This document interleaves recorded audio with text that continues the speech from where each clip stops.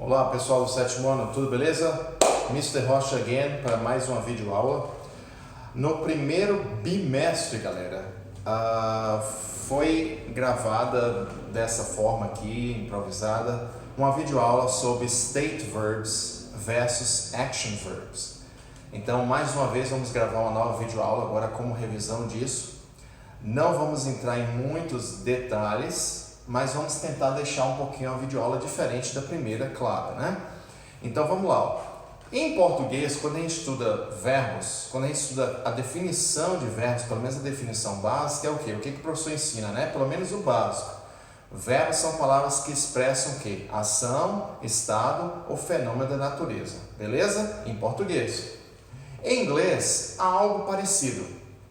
Então, a gente vai dividir aqui os verbos em dois grupos hoje em inglês. Os state verbs e os action verbs. Os action verbs, como o nome já sugere, são os verbos que expressam algum tipo de ação. Ou física mesmo, como correr, que em inglês seria run, caminhar, que seria walk, comer, que seria eat, certo? Essas são ações físicas. Mas também assim, quando você coloca a cabeça para pensar, ó, e considera algo, ó, estou pensando se vou ou não, estou considerando a possibilidade. Então, quando você bota a cuca para funcionar, então é uma ação mental, beleza? Estou me concentrando aqui em algo, estou focando em algo, também são consideradas, mesmo em inglês, ações mentais.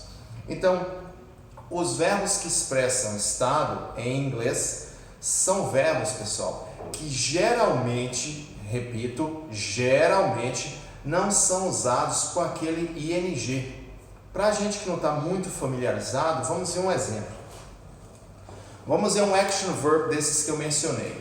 Um action verbs, vamos ver aqui o walk, que é o verbo caminhar. Então você pode dizer em inglês, naturalmente, I'm walking downtown. Eu estou indo para o centro andando. I'm walking downtown. Dependendo do contexto, você já está no centro aqui, né? I'm walking downtown. Então, the kids are running. Então aqui tem o famoso gerúndio, né? Que expressa o que está acontecendo agora por causa do verbo aqui que está no presente, beleza? Isso aqui é igual ao português. No caso de português é bem parecido, né? As crianças estão correndo. Em inglês, the kids are running. Então é bem parecido. Já com state verbs, aqui há alguns exemplos, pessoal. Então eu coloquei aqui em algumas espécies de grupo para facilitar a aprendizagem. Então eles geralmente não são usados com ing. Entenderam? Então, por exemplo, os verbos que expressam gosto por algo, não é isso? Alguma atitude sua por algo, gosto, eu gosto disso, eu prefiro isso, eu amo isso, eu odeio isso, eu não gosto disso. Então, eles geralmente não são usados com ing. Por exemplo, em português, você está em uma festa e aí você diz, poxa, estou adorando a festa. Em inglês, você geralmente diz simplesmente, I love this party. Mr. Rocha, mas eu já ouvi em algum contexto I'm loving. É possível, mas geralmente não se usa com ing. Por isso que eu repeti a palavra geralmente e dei bastante ênfase nela, beleza? Então, aqui temos outro grupo, os verbos que expressam um estado mental, né? Então, acreditar, achar, saber, entender, lembrar. Veja que em português, naturalmente, a gente diz, eu não estou lembrando do nome dele, certo? Em inglês, geralmente se usa o verbo can para expressar essa ideia. I can't remember his name. Vejam, I can't remember his name. I can't remember his name. Seria mais ou menos em português, eu não consigo, não estou lembrando do nome dele. Eu não estou acreditando. Em inglês ficaria I can't believe it. I can't believe it. Veja que geralmente em inglês não se diz I'm not believing. I'm not believing. Se você usar essa estrutura em inglês, I'm not believing, obviamente o nativo vai entender, mas vai soar estranho aos ouvidos dele, porque não é a maneira como geralmente ele fala naquele contexto. Ele provavelmente diria nessa mesma situação, I can't believe it, como eu já mencionei. beleza? Então aqui é um grupo, temos o grupo dos verbos que expressam os sentidos, né? Os 5 sentidos, é isso? Seriam o que? See, que é ver, smell, que é cheirar, taste, que é ter gosto de ou provar o gosto, hear, escutar, sound, parecer, look, ainda colocaria aqui o verbo seem, também, que também é parecer. E aqui outros verbos que não se encaixam nesses grupos, seria o verbo have, que é no sentido de ter, né? Mas depende do contexto. Own, que é possuir, belong, pertencer, need, precisar, e want, que é querer. Propositalmente, pessoal, eu marquei aqui o verbo think, o verbo smell, o verbo taste, o verbo look, o verbo have. Eu marquei esses verbos porque são eles que o nosso livro, hoje no 7º ano, aborda. O livro aborda esses verbos. Como assim, Mr. Rocha? Por quê? Porque esses verbos, a depender do sentido, eles têm mais de um sentido, mais de um significado.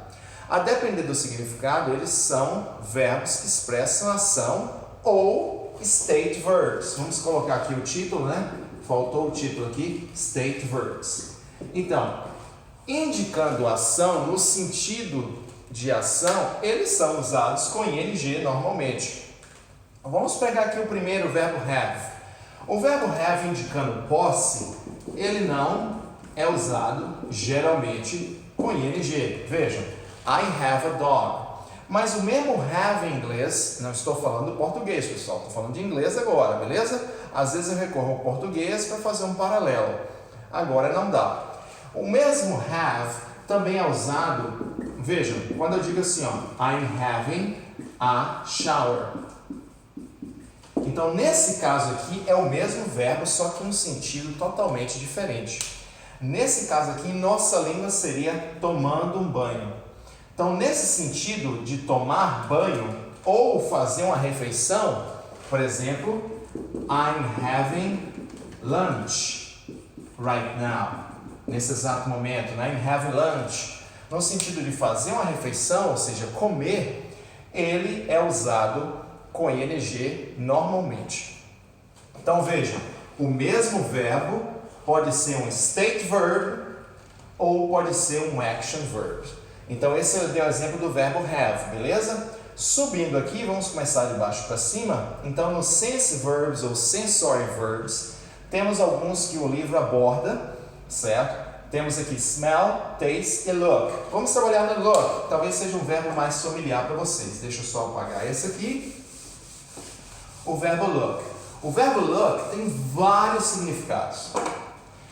Dentre eles, ele pode ser olhar, quando você diz look at, procurar, look for, não é isso? E tem também o look no sentido de parecer, estar com aspecto de. Vamos lá. No sentido de procurar, ele é usado com a preposição for. Look for. Nesse caso aqui, ele é um action verb, porque de fato você está fazendo algo, ok? Looking for. Então, a ação física, literalmente, né? Então, I'm looking for my cell. Nesse caso aqui é igual ao português. Estou procurando meu celular. I'm looking for my cell. Eu estou olhando para a câmera. Aí eu só mudaria a preposição. I'm looking at the camera. I'm looking at the camera. Ok? Então, o verbo look com look for ou look at, ou seja, procurar ou olhar, ele é um action verb e assim ele é normalmente usado com ing. Já no sentido de parecer, ele é um verbo de ligação. Ele é um state verb. Então, geralmente, ele não é usado com ing. Então, é aí que o livro, é isso que o livro aborda. Quando é correto usar o look com ing ou não. Por exemplo, vocês vão imaginar que eu tenha perdido a noite, aí estou na sala de aula, dando aula para vocês, com aquela carinha assim meio cansada. Tite, você tá com a carinha de cansado. Em inglês, se vocês quisessem dizer isso, você poderia dizer assim, ó, You look tired today, teacher. Ok? You look tired. Nesse sentido, vejam, ele está ligando aqui o tired a pessoa, por isso que ele é chamado de verbo de ligação. You look tired. Nesse caso, não é comum dizermos you're looking tired. Não, você geralmente diz you look tired. Então, o mesmo se aplica para esses outros dois verbos que eu destaquei que estão no livro de vocês. A gente não vai entrar em detalhe em cada caso desse, porque não é necessário no momento. Então, o verbo taste.